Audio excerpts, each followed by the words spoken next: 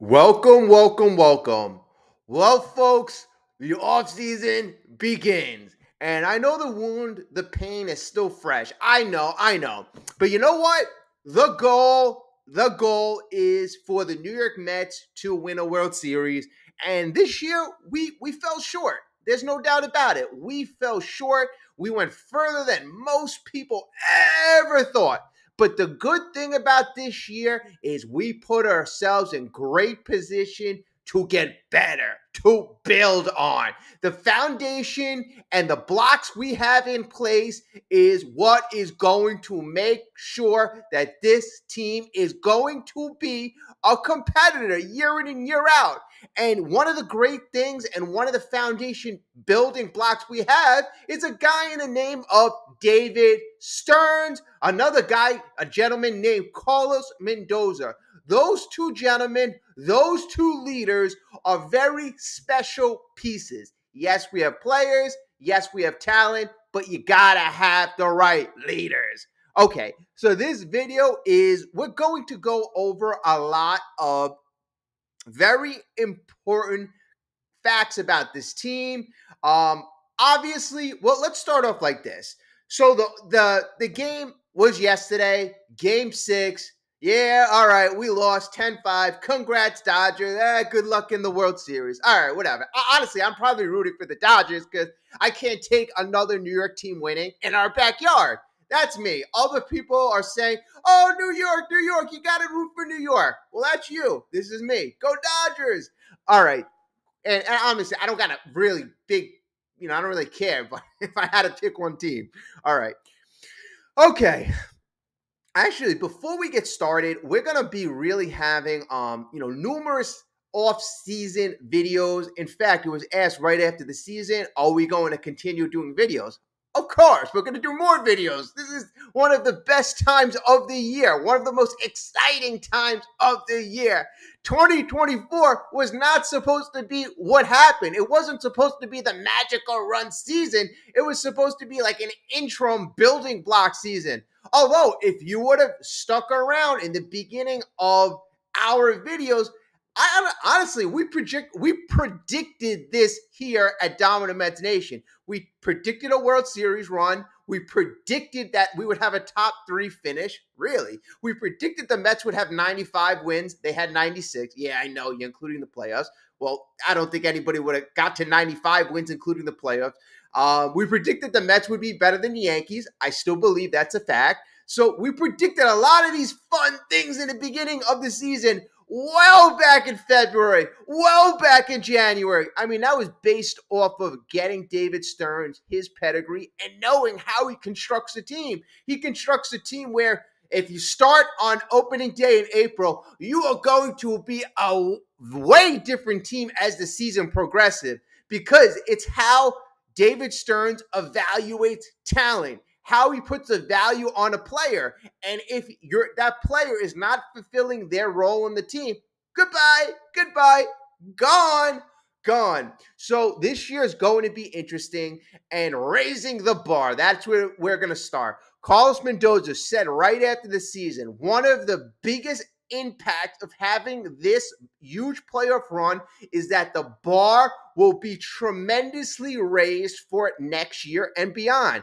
And he's quite right, folks. Let's say we were eliminated in Milwaukee, round 1. Okay, we would have had a nice year. We made the playoffs, clap hands. Everybody would have been happy. Next year, maybe you get to the second round, division series. No. The expectations next year are World Series. So the bar was absolutely tremendously raised. And I love it. I want a World Series. We could have won a World Series.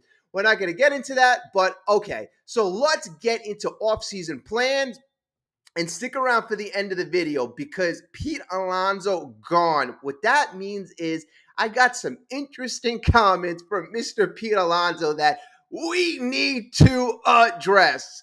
Okay, so off-season plans, and actually but we're going to get into the plans, but let's get into very quickly, what went right this year? What went wrong? A lot of things went right, so that's the good thing. So, the Mets, obviously this year fell short in the NLCS. Francisco Lindor, oh my God. Oh my God. I mean, after starting off 211 in May, 211 batting average in May, on May 29th, his batting average was 211.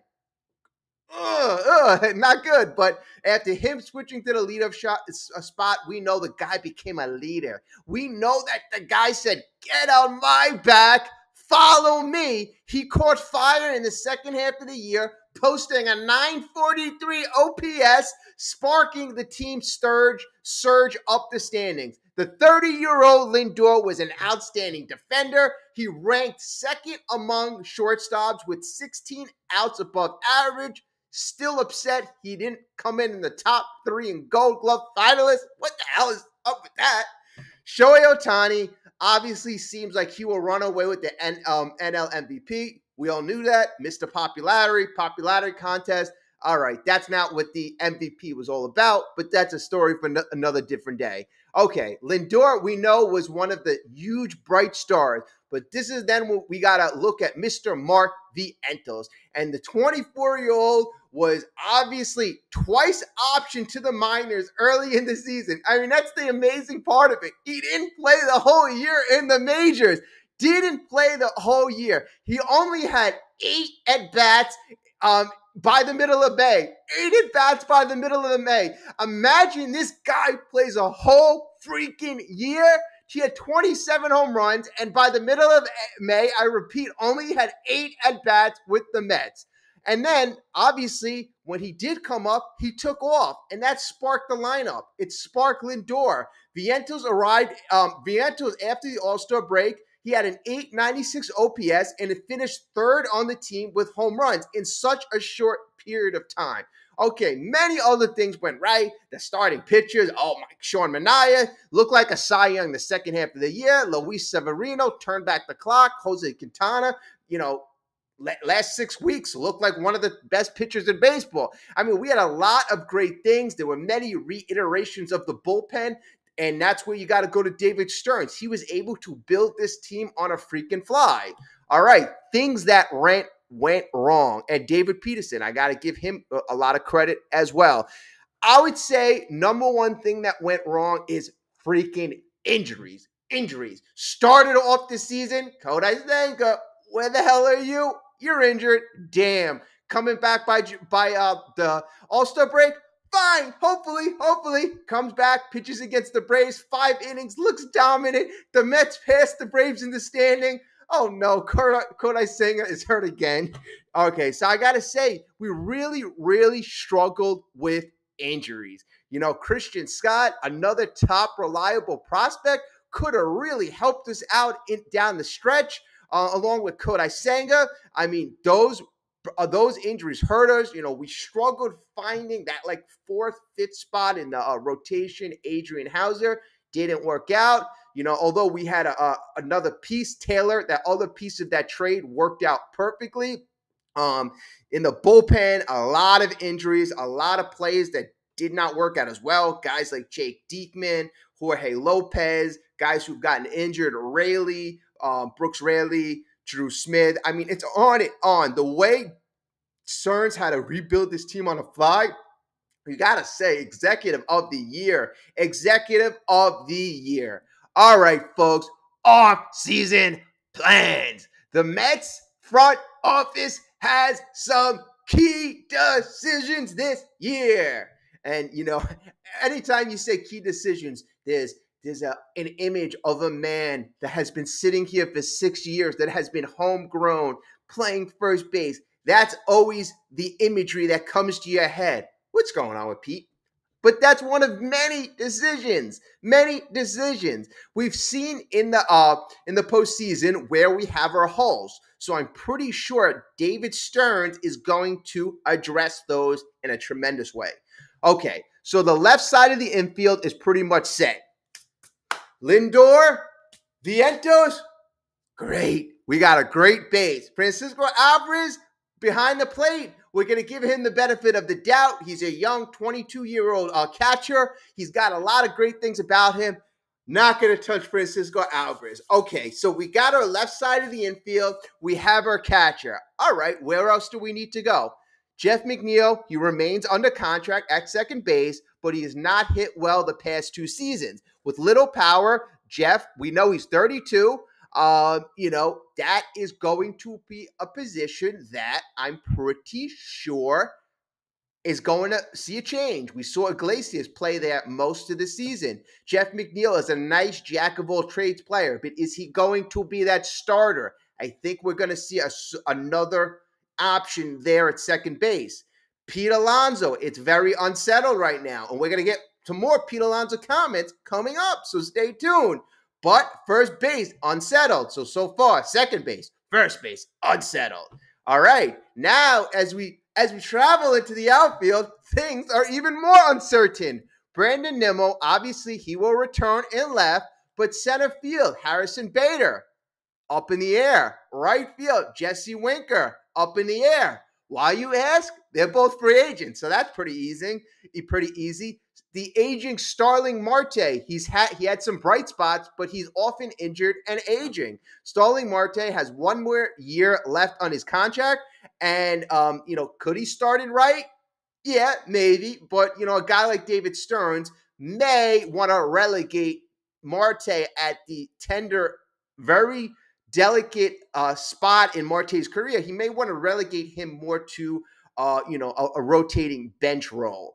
So, but he could spot start here and there. But you have some work. You have 2 spots in the outfield that are very up for grabs. You only have Nimmo. So where is your certainty now in the team? Your certainty, hopefully I'm saying that right. You have Nimmo on left. You have short Lindor, third Vientos, and you have Alvarez. So out of your 5 positions, you have 4 guys who have certainty. And out of the 5 positions, I'm including DH as not certainty. We don't have a DH right now. Okay, so we have 4 spots that are solidified. Okay, now let's turn our attention to the rotation. And right now, we're just doing a quick outline. We're not going into details. I'm not telling you we're going after Rory Sasaki yet. I'm not telling you we're looking at Juan Soto. That's going to be future videos. Okay, like the outfield, the rotation will have multiple changes. Severino and Quintana are free agents. Manaya has an opt-out, so he's likely to opt out. Severino, Quintana, free agents. Manaya, opt-out. That is 3/5 of our rotation right there. Peterson and McGill can hold 2 spots, but it's worth noting that they could not be counted on in times in 2024.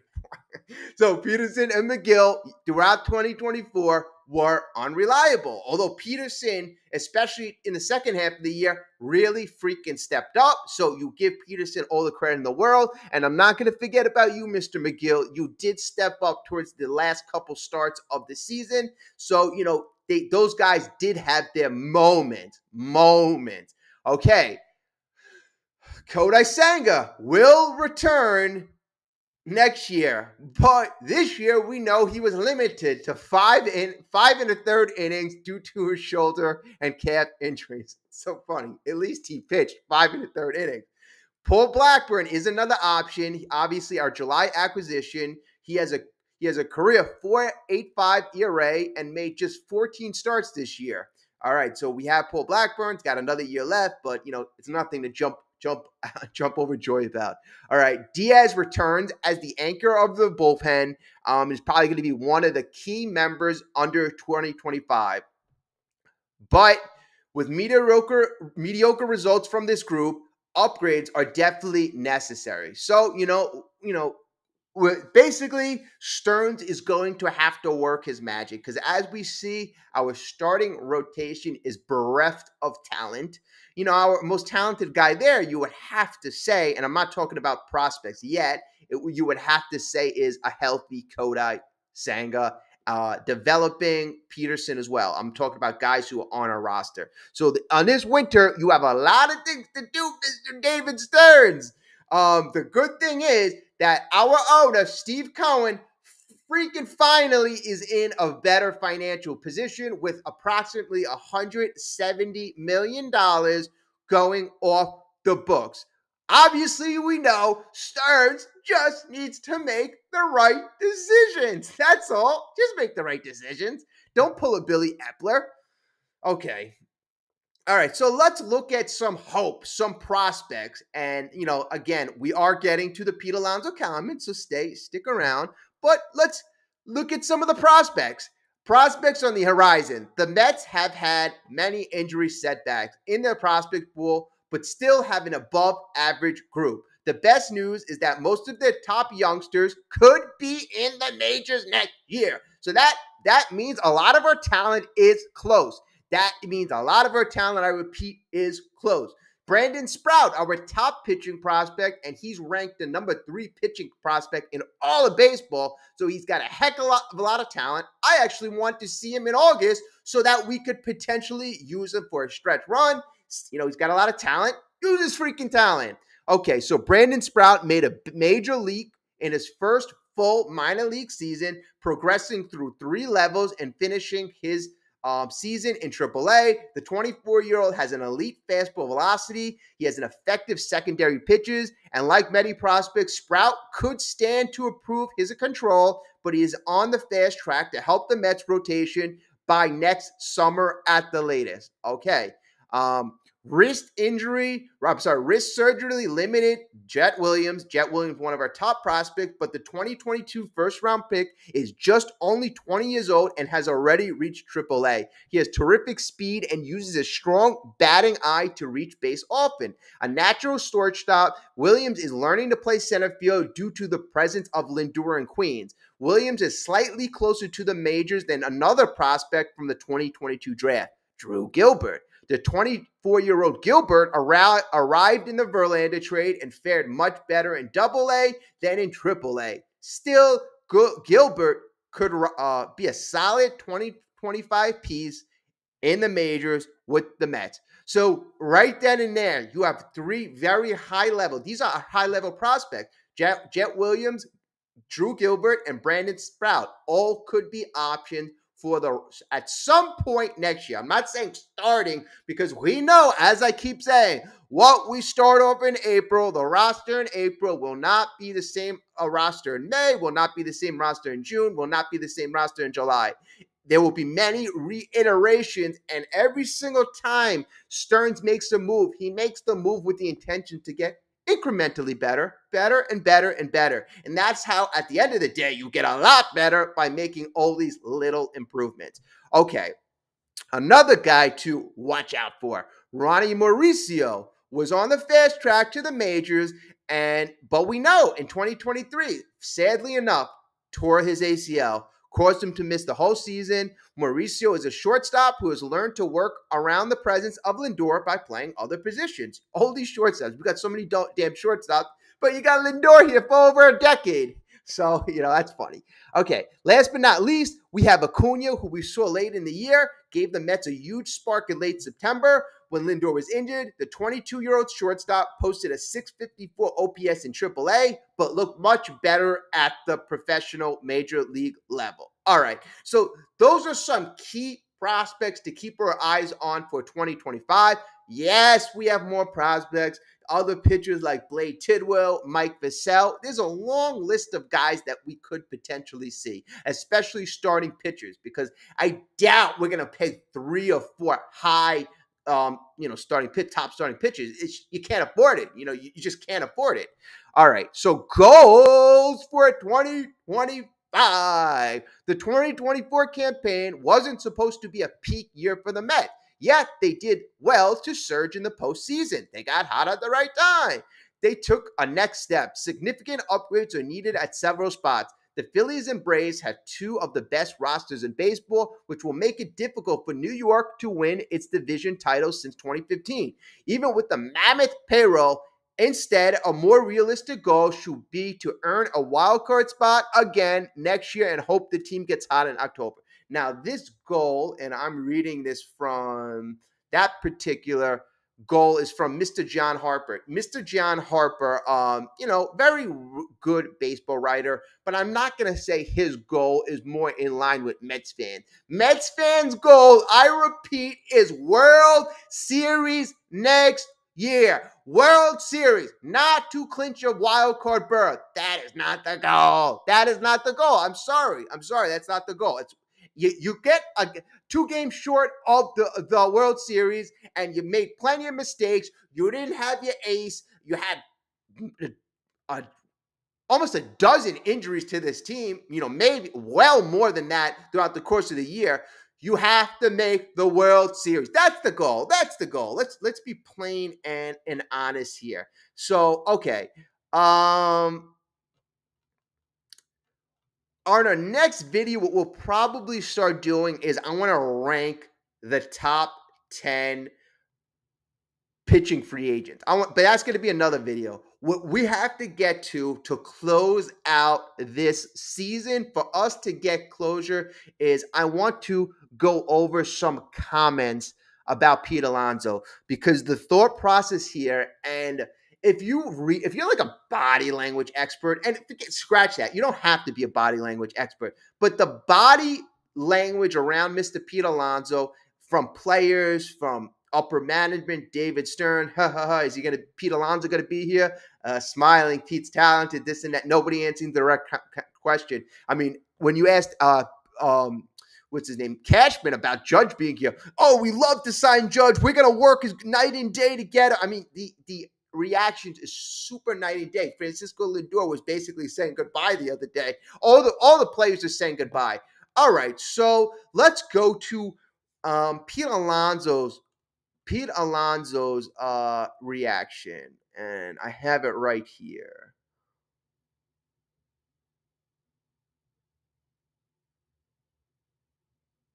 So, let me be fair. Not everybody is saying goodbye. Like a guy like Brandon Nimmo, they asked Brandon Nimmo, what do you think about Pete going? What do you think about his time here with the Mets? So Brandon Nimmo is a guy who also signed with Scott Boras. So, you have that camaraderie, that type of similar trajectory. So Brandon Nimmo goes, Pete has done so much for this organization. Right from the get-go, Nimmo said, he means a lot to the fan base and to this team. We love to see him back here. All right, so that is Brandon Nimmo's comment. But he goes on to say, but also going through the process myself, I understand it's a business. You see him hedging right here. He will end up doing what's best for him and his family. He's earned the right to get to this point, and there's no question about that. But I think this October has definitely topped it off. He came through in clutch situation. He was just vintage polar bear Pete. I think Mets fans will remember that fondly regardless. But we will see what happens. I mean, that second half of the quote is telling me he's going, and he's also trying to build up Pete's value in the same token. Good friend. And then with Nimmo raised an interesting point. Alonso, to some, had a memorable postseason. I still expected a lot more, but he did have key moments. He saved the Mets in the wild card series. He had some big hits in Game 5. But ahead of free agency, Alonso is going to go into free agency with his worst year on the books. There's no two ways about it. 34 home runs, 788 OPS, 123 OPS plus, solid numbers, but his home run total was way lower than normal. His OPS dipped, his slugging dipped. His career OPS is 854. This year, again, 788. I believe his slugging was in the mid 400s. His career slugging is 516. Those numbers are well below. So now, Alonso's still insisting he hasn't really thought about the future. But this is a quote that he put on the books yesterday. Alonso said, this is all I've known. It's been a blessing and an honor. I can't thank everyone enough for the past 6 years, but all the people who have helped me to the big leagues and the minor league system. There's so many coaches, so many teammates that have helped me get to this point. Over the past 9 years, this is all I've known, all I've loved, and I've loved every second of it. So that's a very nice, I would say, kind of, that was a very nice send off. That was a very nice kind of like way to say goodbye. Now, Alonso had more comments. So Alonso was asked if he planned, and this is the big comment, folks. This is the highlighted comment. This is the comment that you were waiting for. Alonso was asked if he was to tell Scott Boras, do whatever it takes to keep him in Flushing. So, was Pete going to tell Scott to do whatever it takes? To that question, Pete Alonso said, honestly, I haven't thought of anything that far. In my opinion, BS. And then Alonso goes on to say, I mean, I love this team. I love this organization. This fan base has treated me, myself, my family so well. Right now, I am just thinking of the group. We'll see what happens. We'll cross that bridge when we get there. But I love New York. I love this team. This group is really special. The memories we created together are just wow.